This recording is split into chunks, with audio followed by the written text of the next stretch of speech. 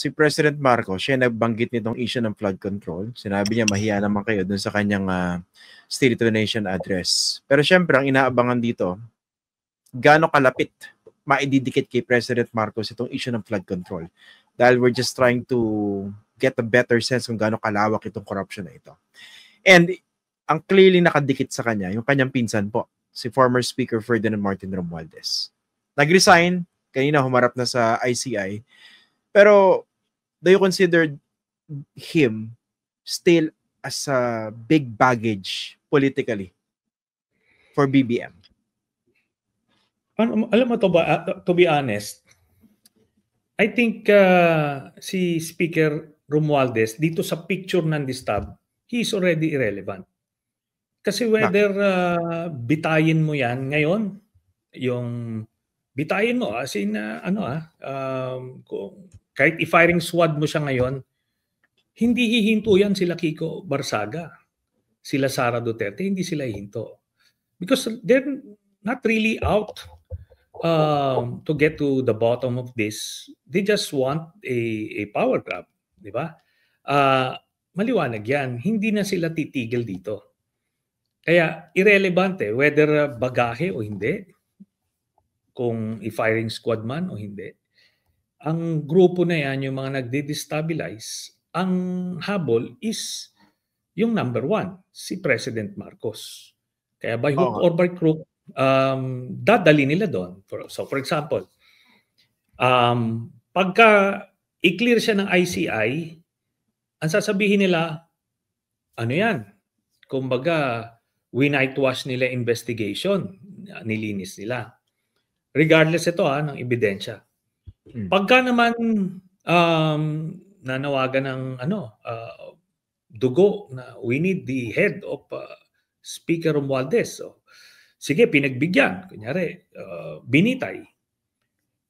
Ang mangyayari nito, sasabihin nila, kita mo, kung guilty yung pinsan, hindi naman pwedeng hindi alam nung pinsan. Ganon pupunta yung argumento Ang comparison ko nito, naalala ko yung sa Hello Garci, Christian, naalala mo yan, di ba? Alam mo yung panawagan nila nung pumutok yung issue na yon, talagang people are calling for accountability. Ang mga nakapaligid kay GMA that time, ang advice sa kanya, mag-apologize ka lang, this problem will go away. Di ba? Sabi ng business community, sige na, mag-apologize ka na lang. Sige na, let's move forward. Di nag-apologize siya. Nung nag-apologize siya, anong next na panawagan? Kita mo na, nag-apologize, ibig sabihin totoo. Kailangan niya mag-resign. So, hindi titigil. Ako noon, doon ako sa nananawagan mag-resign.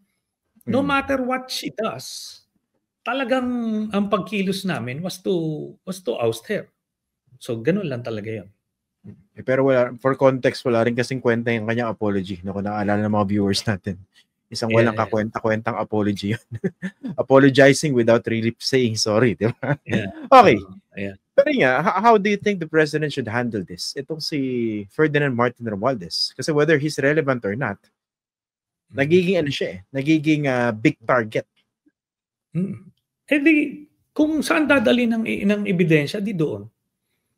Kung may testigong magtuturo, di sige. Kung may ebidensya, kung may dokumento magtuturo, di sige. Ganun lang yun. He cannot move either way. Hindi niya pwedeng pagtakpan, hindi rin niya pwedeng idiin. Kumbaga, he should just let the ICI do its thing. Di ba? So, kung walang ebidensya, whether you have a strong hunch na ginawa yon, wala talaga, di ba? Again, babalik ako dun kay GMA noon. Yun talaga, narinig yung Hello Garci tape, di ba? Nag-apologize, daming pagkilos, may mga nag-attempt mag-impeach. In the end, natapos niya yung termino niya.